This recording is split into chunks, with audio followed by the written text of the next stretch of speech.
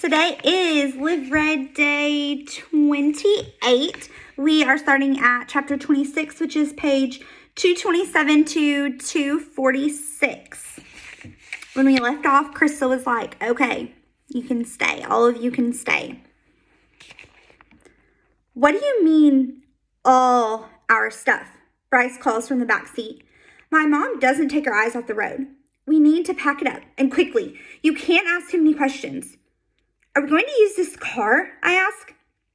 My mom shakes her head. Too risky. But Connor's already at the pizza pit for the lunch shift. I think he'd let us use his to get our stuff out of there. She grips the steering wheel hard, as long as Lenny isn't already back home. So you mean I have to pack up all my toys? Bryce asks. That's what she means, I say. And Petunia? Aurora asks. Where Petunia going? I twist around in my seat. You're all going to be staying together and Petunia is going to stay with us. It's just that we're going to be living in a new place. Bryce has been scratching at the old sticker from school that's stuck to his shirt, but he stops and looks at me. Where? I suck in my breath. We're going to be living with Fuchsia and her mom in their apartment. With the kitty! Aurora shrieks. If she hadn't been buckled into her booster seat, I think she would have rocketed clear across the car. Yes, I say, with the kitty. For the rest of the drive, all Bryce and Aurora can do is scream in excitement about the kitty.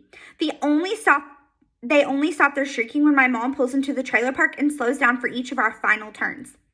The back seat is completely quiet when we pull into the parking spot next to the trailer, until I hear Bryce ask in a small voice, Are Lenny and Frank going to move to the apartment with the kitty too? No, I say, they're not. Oh, okay, he says, and you can't tell them that we're moving. My mom adds, okay, not a word about this. So it's going to be a surprise for them, Bryce asks. Yeah, she mutters, something like that. I'm right behind my mom when she walks up to the door to the trailer. And all I can think is, please don't be home yet. Please don't be home yet. My mom must have been having the same thoughts because she's slowing down. It's like the door handle is covered with poison and she doesn't want to have anything to do with grabbing hold of it and opening the door. It's going to be okay, I whisper. If Lenny's at home, just blame it on me. I want to take care of my friend. My mom closes her eyes, and we just wait for another day to pack up and move out. But then she sucks in her breath, and I realize she's holding back tears. It's going to be okay, I repeat. I wrap my arms around her just as firmly as she used to wrap her arms around me when she'd tell me things were going to be okay. She bows her head, squeezing her eyes shut. Now that I can see the way out, I want out, she whispers. I just want out. I grab hold of the door handle. We'll make sure that this is the last time we ever have to walk in this door. I push open the door and walk inside. All I can hear is the TV. Lenny and my mom's bedroom door is open and I peek in. No Lenny. Around the corner, I find Frank in his recliner. Has Lenny come back yet? I ask over the noise of the TV. Does it look like he did? Frank calls back without looking up from the TV. I turn around to find my mom close behind. We need to go fast, I whisper. She must be thinking the same thing because she turns on the spot, grabs a trash bag from the kitchen, and disappears into her bedroom. Come on, Bryce and Aurora, let's go. We're going to clean up your room together, okay? Aurora practically skips into the bedroom, shouting, It's gonna be a soup eyes. Oh, a soup eyes, like surprise. Come on, Bryce, I call. He's still trying to get his winter boots off without using his hands. Why do we have to hurry so much? He asks when he finally appears at the door. We just do. I'm stuffing things into a bag at lightning speed. I pull the Mickey Mouse nightlight out of the wall. Think of it as a race. Petunia, Aurora is saying to her sea turtle, we're going to go to live with the kitty. My mom pokes her head into her room. She's got Hector on her hip. I'm going to run over to the pizza pit and borrow Connor's car.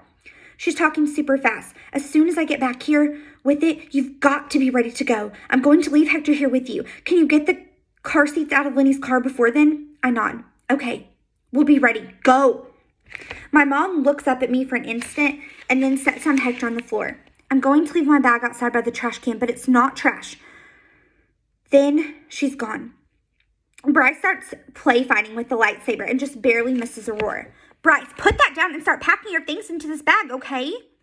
I finish throwing the rest of Aurora's clothes into a bag and start in on Bryce's to help him. Can we bring this lamp with us? Bryce asked. I really like this lamp. It's not ours, Bryce. I'm sorry. I grab clothes from off the floor. We'll figure out what's dirty later. But it's in our room, Bryce says.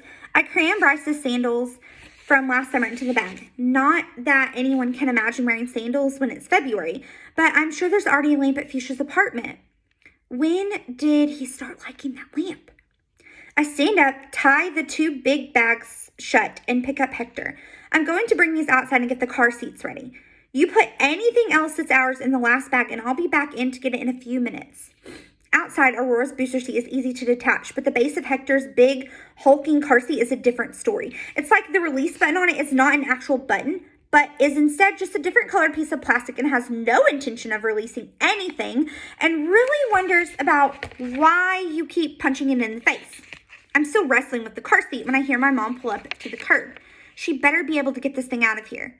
But when I finally extricate myself from the back seat and stand up, I see it's not my mom. It's Lenny getting dropped off by Slider. Oh, hi, I say. I can feel my hand instantly starting to shake. What are you doing in my car? He asks as Slider drives away. I force a smile, just trying to fix Hector's car seat. It was getting too loose. He sticks his head in the driver's side. He's looking at the odometer. So where'd you go? What do you mean? I keep trying to jab at the car seat button because it's even harder when your hands won't sit still. Someone drove 3.7 miles since I left. You know anything about that? Oh, it was because of my friend. She was having a really rough time and I made my mom drive me over there to see her. Lenny raises an eyebrow at me. Maybe he does suspect something's up. Well, it was just 3.7 miles, right? I mean, she was having a really rough time. So you needed to pat her on the shoulder while she had some cry fest about a boy? Just don't use up my gas to do it. Lenny is putting on his nice face for me, but I can tell that underneath the gears are starting to turn. He slams the car door shut and then looks back at me. What's up with all those trash bags? Oh, those. I try to keep breathing. We're doing a lot of cleaning, but then I trail off, mostly because Bryce and Aurora have appeared at the stoop and Bryce is still holding the lamp. Lenny's nice face is gone. What's going on? Aurora's eyes go all big. It's a surprise! There's a kitty! She turns to me. What's she talking about? Oh, she's just really excited about cats these days, I say quickly. I think she's starting to get an imaginary friend. Don't worry, there aren't any actual cats in the trailer. Lenny turns to Bryce. What are you doing with that lamp? Bryce looks terrified. He puts it down on the stoop like lamps always live on stoops. Nothing? Mom drives up to the curb in Connor's old Subaru. Her face gray with fear. She comes to a stop, but the engine is still going. What in God's name is going on? Lenny shouts. Please don't drive off without us. We didn't want to leave the trash out in front of the trailer all week until the garbage truck comes, I say. I grab one of the bags of trash, as many bags of the trash as I can, and I hurl them into the trunk of Connor's car. But we didn't want to put any more miles in your car, so my mom borrowed a car from someone else so we can make a trip to the dump before it closes at 5 p.m.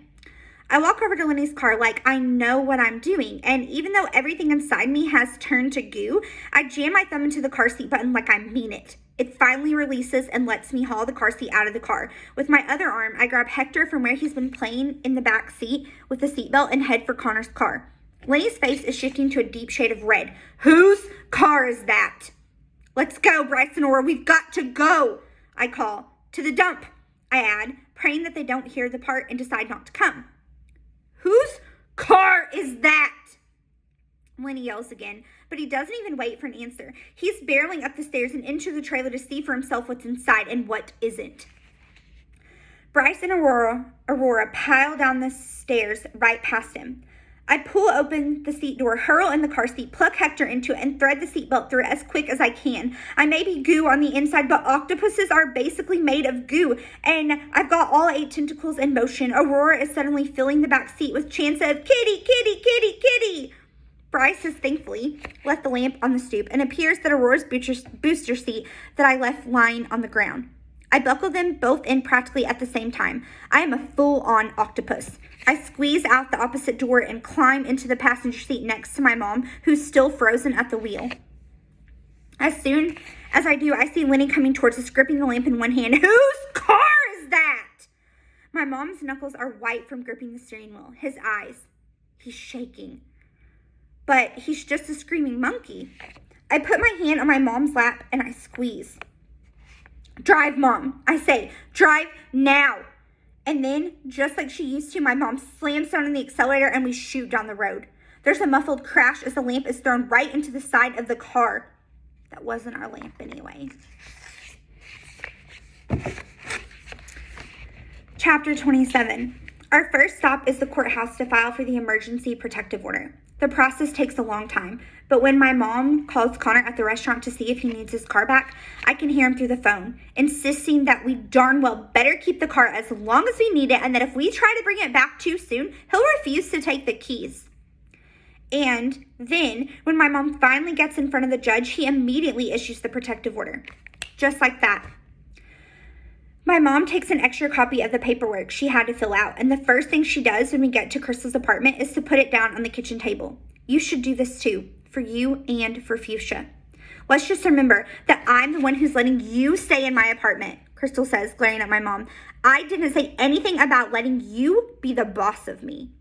Still, when my mom's not looking, I catch Crystal folding up the forms and stowing them into the back pocket of her jeans. Fuchsia is out somewhere, but Jane Kitty is still around and Aurora disappears into the bedroom after her. Bryce won't let go of my leg. I keep rubbing his back.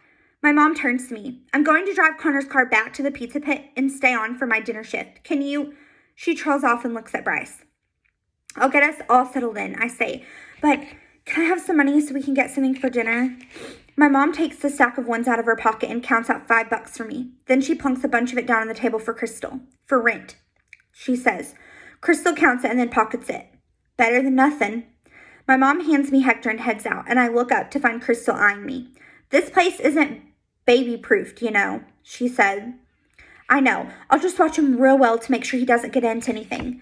It's so awkward to still be standing near the door, but there's only one chair and Crystal is sitting in it, and it's not like I can just move with Bryce suction onto me. Was this really my idea?